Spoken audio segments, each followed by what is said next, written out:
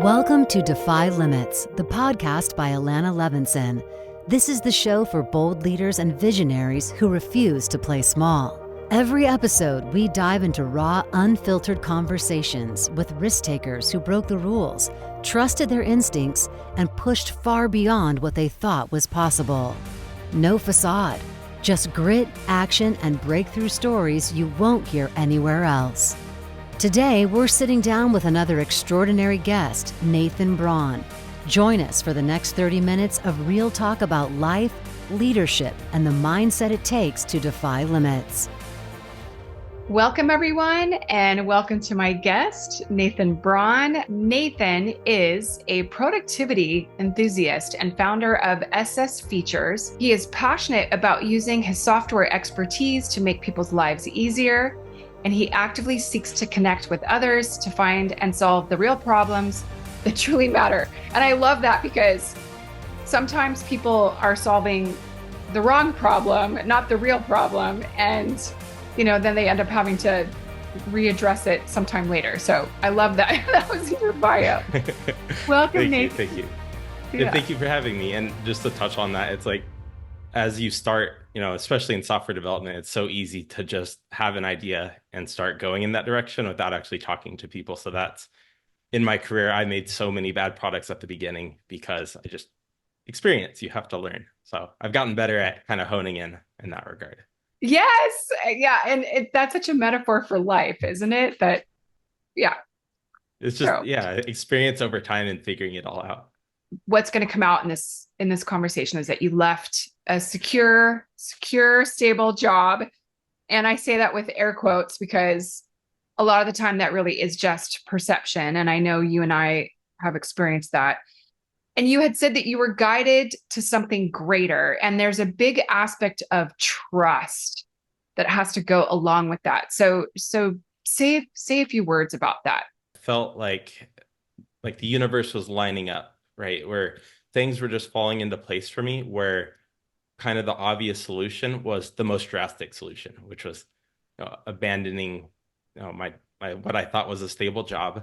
And at the time, I know you and I have talked about it a little bit. I have 2 babies, I have 2 toddlers, and this all transpired at the same time that I was on paternity leave, which, if you think about it, like leaving your full-time stable job right after having 2 kids, you would never think like that is a good idea, right? The only way that you could be led in some type of direction to go that is if a lot of really drastic things happen at the same time and you feel some type of inner calling, some type of, I know this is the right path, even though it seems like a terrible idea on the front of it. There's different kinds of people in terms of decision-making sometimes. And I've experienced this too. I'm not one or the other. It depends on what the decision is. That sometimes I arrive at the decision first, but I don't fully understand why. And then when other people ask or have an opinion or a perception around it, they want to understand, and I'm like, I can't explain it to you yet because I don't know why yet. And you can't logically explain the steps of how you chose to get there other than I feel, right? And it's like intuition, and our society doesn't like intuition, and I didn't like intuition, especially coming from like a software engineering, like hard science background. Everything needs to be explainable. We have to have all the steps laid out in front of us. So as people watch these episodes or get to know me or what have you, I've always been a geek about brain science, and then over the last few years I've been more of a geek about heart science and how that relates to decision making, because we actually get more information from here versus here, which people don't realize. We haven't been taught that. It's trusting that and listening to that instinct. And Heart Math, the organization that I got certified through, they've done lots of studies around this. And going back to a comment that you made is that in the study that they did with entrepreneurs and decision making, 80% said that they made decisions based on intuition, not linear reasoning. Yeah, and I feel like you kind of have to when you get into this, right? Because you're trailblazing. You're doing things that nobody's done before. So if you try to, there's awesome books out there and things like that you can try to like put formulas together to make it work from a logical perspective, but everybody's different and every path is different. So it's different than computer science degree, right? Computer science, you need to know this information. You need to go to an interview. You know that they're going to ask probably these types of questions, and you've trained and practiced on how to solve those types of questions by just brute force. Doesn't work in like a SaaS or an entrepreneur or trying to start your own company. So if you try to come at it from the perspective of like, I'm just going to logic my way through it and do that, it's just not going to work. And it Yeah, gives me more respect for like CEOs too, right? They have to make these really hard decisions, and there's no book that's going to really help other than trying to just piece together how you feel and talking to people that you trust and trying to gauge information that you intuitively get from those people as well. I call it logicizing. That's even a word. And then as an entrepreneur, there is often no playbook, right? There's certain things that are important to think about ahead of time, do, and then the rest of it, you can't always plan ahead, and if you're going off of pure instinct or intuition, and it's a risk, and then figure it out as you go, I think one of the things that made it so hard for my sphere of people, right, especially my wife and like in-laws and my family, is that they've always known me to be like a very hard logical person, right? And I come from a background of, I like to debate people too. Actually, it's funny because if people from like Google watch this, they'd probably be like, no, he's like, super nice and stuff. But in my personal life, I do like debating, and I usually approach things from like a very hard logic perspective. So when it came time, when all these changes were being made and I felt like I was called to do this, to make these changes, it's like they saw me flip my personality, right? I flipped my personality from, this person that's all about logic and reason and just hardcore, science background, to, you got to trust me because I feel this. And that, especially for my relationship with my wife, she's like, I should be saying that. You should not be saying that, Nathan. I was sort of like, who are you and what happened to the Nathan that I know? Right. Because as you said, it feels like a full personality change, whereas really it's just reconnecting with an aspect of who you are that you didn't know was there because you were programmed to have to show up in a certain way and in certain contexts, which makes total sense. We're all taught that. But it's what's being required of you is very different. So for you to kind of rock that model of the world that she had and of you and your relationship with her was like, wait a second. Yeah. And exactly what you said is what she said. It's like, where did my Nathan go? And to be fair, it's like, as you unlock your intuition, right? Which is exactly what I did. After suppressing that aspect of yourself for so long, you finally tune into the fact that you can intuitively know things, and that's okay. I went hardcore in that direction too much. So it turned into like, I'm going to just trust gut reaction and throw logic out the window because I now have this new inner center that I now love. I can like just know things and have a good guess as to what's going to happen or like what I should be doing. And let's throw logic out the window. And that was obviously a bad idea and led to bad decisions that, needed to be corrected.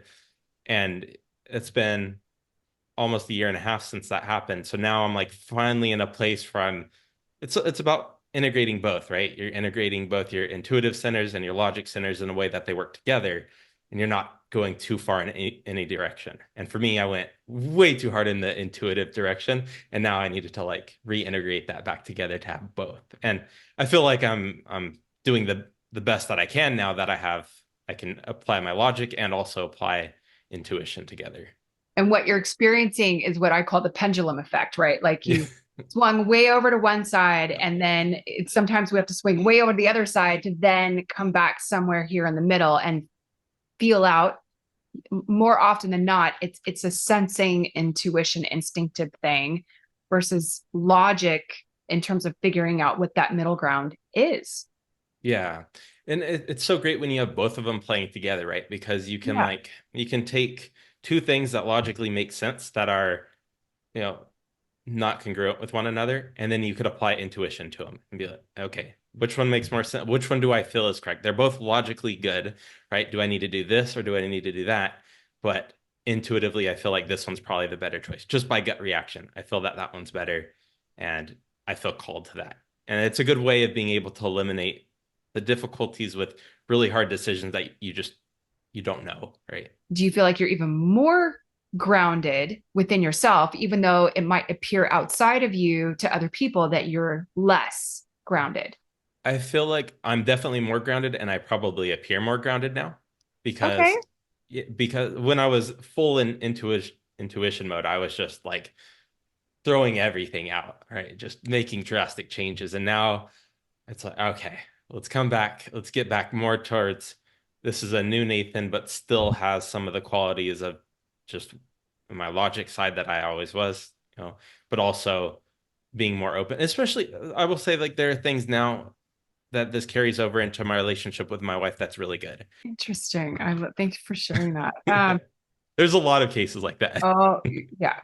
Yeah. So something else that you and I talked about was like the societal and childhood conditioning Oh, yeah. that we go through. Well, really at any age. I mean, childhood, yes, but societal at any age, and that there's illusions in all of it, in the trusting ourselves as well as the perceived limitations. So can you say more about what you've discovered around that in this journey? Yeah, I think from a career side of things, right? I think especially in the tech industry, we've been conditioned to think that we have to stay, the golden handcuffs, we have to stay at a big company. We have to go through the same path that 99% of everybody takes, go through school. If you don't go to school, then you're kind of looked down upon because you went an alternative route. I went to community college. At the time, that was frowned upon as well. I know it's kind of changed nowadays, but you were conditioned to where you have to go straight to a 4-year. Otherwise, you're not going to make it through. And when you go to a big job like Google, you're supposed to work 20 years, 30 years, and then retire and just be happy doing that, right? Right. And nobody ever tells you that there are other options, right? You can choose to take things into your own hands.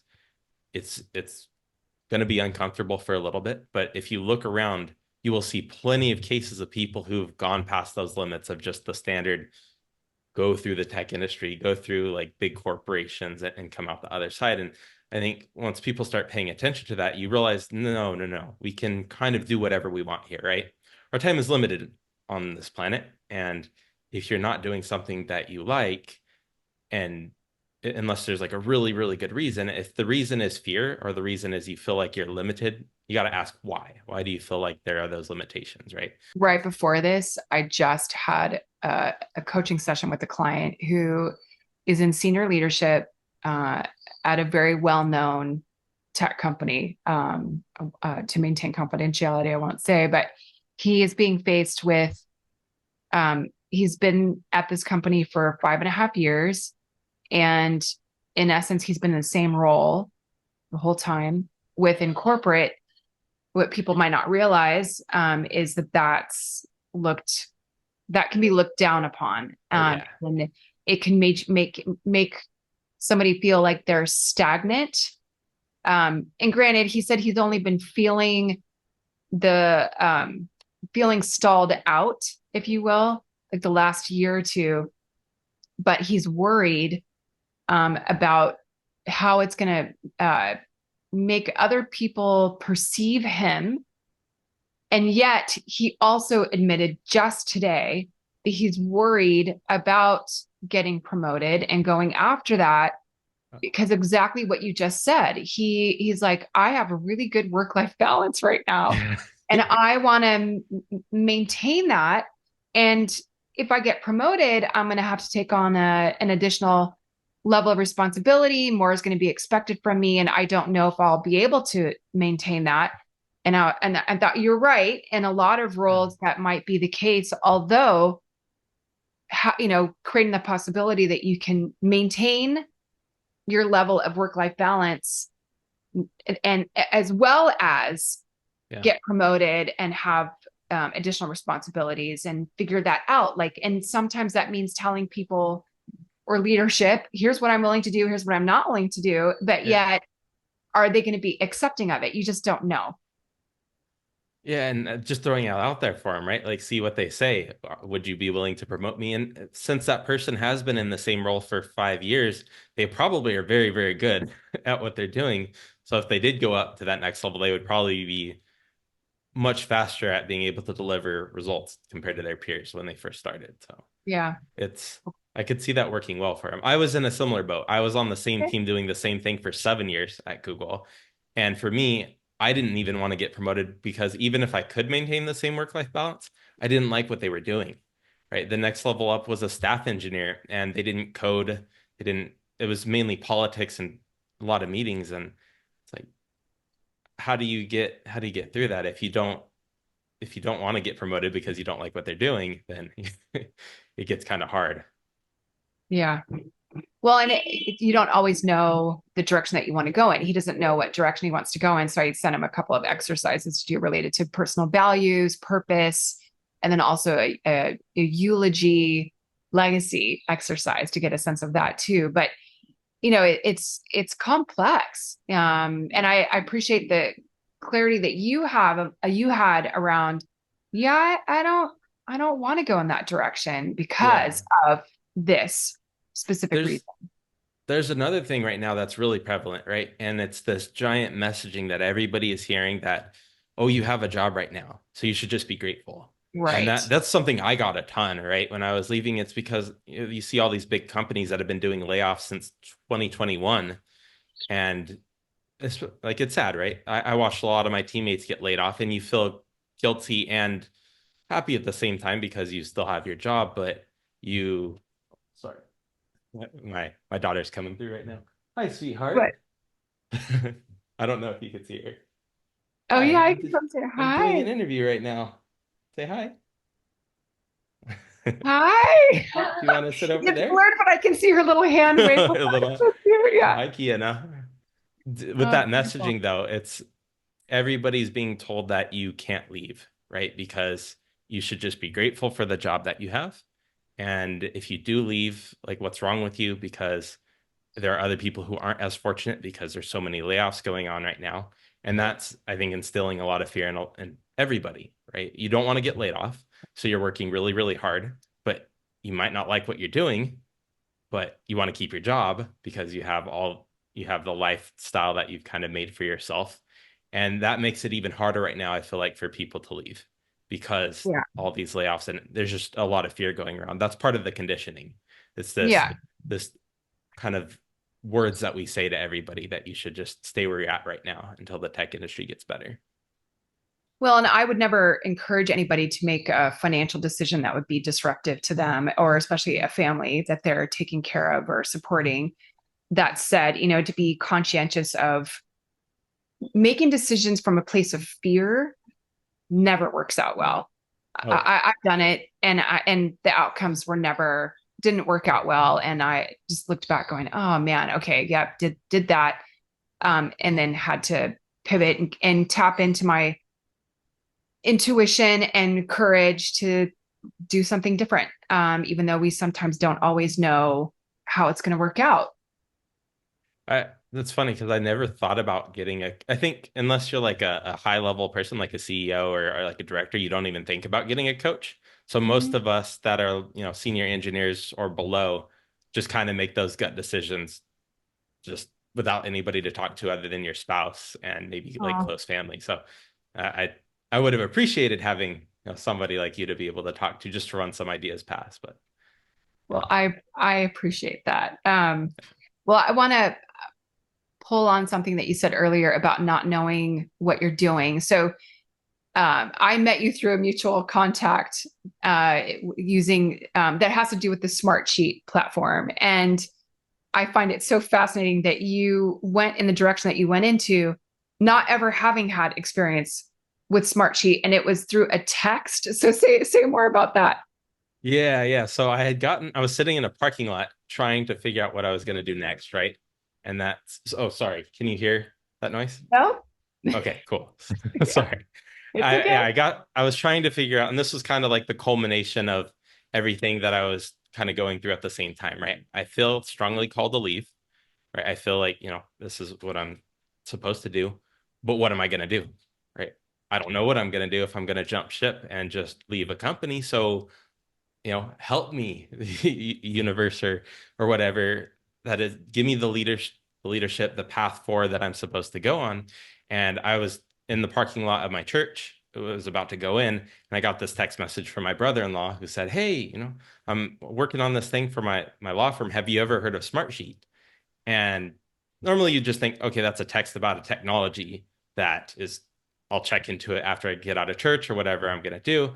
But for me, coming back to that intuition, I felt that. I immediately smiled. And I'm just like, okay, that's what I was looking for. I needed to know what You paid direction. attention to that. Yeah. Yeah. I love that you Well, paid this is the attention to that. direction, perfect Yeah. timing. And then I remember walking into church just smiling. Okay, I know what I'm doing. And that's actually around the time that I started feeling comfortable telling people, hey, I'm leaving. And then this is what I'm planning on doing. It's hard to tell people you're leaving if you don't have a plan, right? But once you Right. have I looked at Smartsheet, I saw there was a lot of opportunity. I see a path forward for me to go ahead and make something cool. Now I feel more confident telling people, but it wasn't. I tell people that that I'm close with. This wasn't. I take no responsibility for finding me the solution, right? I do take responsibility for delivering a cool product, but not. I wasn't the one that found Smartsheet, and I wasn't the one that told me that this was the path that I should take. It kind of fell in my lap by awesomeness. Well, and we think sometimes these things, I don't believe in coincidences or accidents anymore. Oh yeah, for sure. I don't. It's, like I'll be thinking about someone or I'll say, God, I really wish I could meet somebody that does this. And boom, somebody will come into my Yeah, yep. Or right, like I really, need this kind of service or God, I wish I knew, boom. Yeah. It's synchronous. If we are open to it and we're receptive to it, because sometimes these things show up and then we just kind of dismiss it. Yep. And it's gotten to the point where I don't want to say I've abused it, but I'll be like, you got to bring someone to me, right? Just like shout it out there to the universe, right? Like you got to bring someone, and then it happens, right? And then I'll find the person, trying to remember what the most recent one was, but it was in that same regard where I'm like, I don't know, you're going to have to bring someone to me. And that person fell into my lap, and okay, clearly this is the person I'm supposed to work with. Let's keep moving forward. And I like being able to do that now and just know it's going to come. And this person was talking about how people pray completely wrong. They pray with like, oh, I hope this, or I want, right? Like, and then also having some sort of control over somebody else's life and somebody else's journey. And it's not about that. It's about your own, which could feel selfish or self-centered, but it's not. And it's, when you focus it on for yourself, then that has the ripple effect onto the experience of others, but it's a declaration. It's exactly what you just did. And saying, no, you need to bring that to me. And it's a declaration because you're super clear about it. And whether it's through the realm of spirituality or not, or praying or not, sometimes just getting that clear on what you want or need, all of a sudden it attracts that to you. Absolutely. And I think a big part of it is just knowing it's going to happen, right? Or like believing strongly that it's going to happen, and it already has happened, right? If you feel, oh, man, maybe this is going to happen, maybe God will bring this to me, maybe the universe will bring this to me, then that lack of kind of confidence in it, I feel like makes a big factor in that too. You got to just believe it. It's going to happen. And I like what you said too about, everybody's on their own path. So, praying for somebody to change their behavior or praying for somebody to do something different, that's on them, right? It's not our job it is our job to be there for them when the time comes. It's our job to be the best person that we can be and to be empathetic with those people, but it's not for us, like you said, not for us to try to change everything. Yeah. Well, and it's one of my sayings is everyone's on their own path, going at their own pace. Yeah. So to remind yourself, it's like, no, this is your journey, and stop comparing yourself to the Joneses or anybody else. And I get caught up in it too. I have to catch myself when I start comparing myself. Well, I should be here, or that should be happening, and it's not, or right.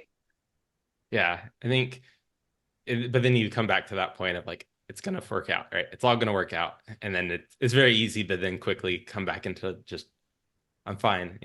One of the things, with all the chaos that's been happening, I shouldn't say chaos, with all of the crazy changes that have happened over the past year and a half in my life, I haven't felt anxiety. right? And Mhm. that's one of the things that I think part of all the changes I've been going through, reconnecting with kind of my spirituality and my intuition and everything, and just trusting that everything's going to work out well. On paper, if you look at the stuff that how difficult this past year and a half has been for me compared to, times before that when I was anxious, you would think that I would have been very anxious with all the changes that I made thus far, and I haven't been. And I think that that's been something that's been very fortunate for me. There has been tons of difficulties, of course, but as far as like my inner state has Yeah. been very good, which has been, I couldn't imagine doing this with also a ton of inner turmoil, right? With Mhm. tons of stress, tons of anxiety about what's going to happen and is this going to work out? What do I do? That's been nice. It would have been too hard without that. If you were to just give our audience one tip, one advice, like a bit of wisdom based on what you've been going through.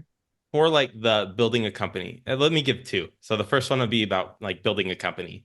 Uh, by far, the most important thing is talking to people, right? Got to get out there and network, meet people like Alanna, meet people in whatever kind of niche that you're trying to get into. Talk to people on LinkedIn. I've gotten to the point where I just say, hi, nice to meet you. And, half the people won't respond, half will. And those open up conversations for me to be able to go down that path. It's the universe. God wants to work with you. You got to give those avenues for it. You have to emit to receive, right? And I feel like going out and talking to people, creating those relationships, that's you emitting. And then the attraction can come through that. So for me, I've been able to establish lots of connections, incredible relationships in just a year and a half doing this. Actually, a year since I started reaching out to people that I wouldn't have been able to do because I was just, in my own little oyster and didn't want to get out and actually start talking to people. I'd say that's huge. The other piece of advice that I would give to people more on the spiritual side is if you go through something like I did, where you go from the path of being very logical to being very intuitive, be extremely cognizant to not go too far on the intuitive side without maintaining a balance, right? If you throw out all logic and you just only rely on feeling to where you're overriding other people, right? Specifically the way that I overrode some of my close family and I wasn't transparent enough. I didn't talk to him. I didn't communicate because I felt this strong intuitive sense. That's going to hurt relationships, even if you're right. Like if you, even if you're correct on an intuitive sense, you have to realize that not everybody feels the same way as you do. They may, you may not feel anxiety about these things, but they might because for whatever reason, there's 1,000 reasons. You got to be empathetic about that and be willing to talk to people. Make sure that if your actions affect other people, especially your close family, that you are empathizing and taking it as slowly as needed for them. And that's where I feel like I got it wrong. I was too fast, made too many drastic decisions without like proper communication at the time. And that I said I didn't get anxiety over the past year while I was doing this, but out of the hardest part, the most difficult problems could have been solved with proper communication at the beginning. And that kind of the damage that was done early on took many, many months to resolve and are still being Mhm. resolved. That Yeah, could have been set up in advance properly had I been more mature with my handling on the changes that I was going through. I think it's great advice. And it reminds me of one of the heart math techniques that when in one of the steps is connecting with your mature, it literally says your mature heart, Yeah, right? that's accurate. Because when you think of It, heart, if you think of your heart as part of your intelligence, because it's more information goes from here to your brain than the opposite. But when you think about it from that perspective of like, no, it's my mature heart, it'll come from a different place and it will be more other centered. And I won't go into it right now for the sake of time, but I also often talk with people about the distinction between somebody who is self-aware and somebody who's profoundly self-aware, because everybody would say, oh yeah, I'm self-aware. But the profoundly self-aware person, in short, understands the impact that they have on other people. And you've definitely conveyed that today. So Thank you. Thank you. It's been an unbelievable amount of growth and like just struggles and learning and having to look at myself and heal, right? A lot of healing and the whole journey, right? It's really just a healing journey. Beautiful. Well, thanks, Nathan. And I wish you much success in your journey. And I appreciate you contributing to the Defy Limits show. So thank you very much for having me on. I'm excited to see it come out. Awesome. All right. Thanks, everyone. If today's conversation sparked something in you, don't keep it to yourself. Share it with someone who needs to hear it, because big breakthroughs start with bold conversations. And if you're done playing it safe, tired of waiting or trying to figure it out alone, start here. Alanna Levinson works with leaders and entrepreneurs who are ready to break through and go all in. You can connect with Alanna on YouTube or find her on LinkedIn and Instagram. If you got value from this episode, be sure to subscribe, leave a review, and drop a comment. We'd love to hear what resonated with you, and reach out if you've got a Defy Limits story of your own. Until next time, keep showing up, keep trusting yourself, and keep defying limits. See you soon.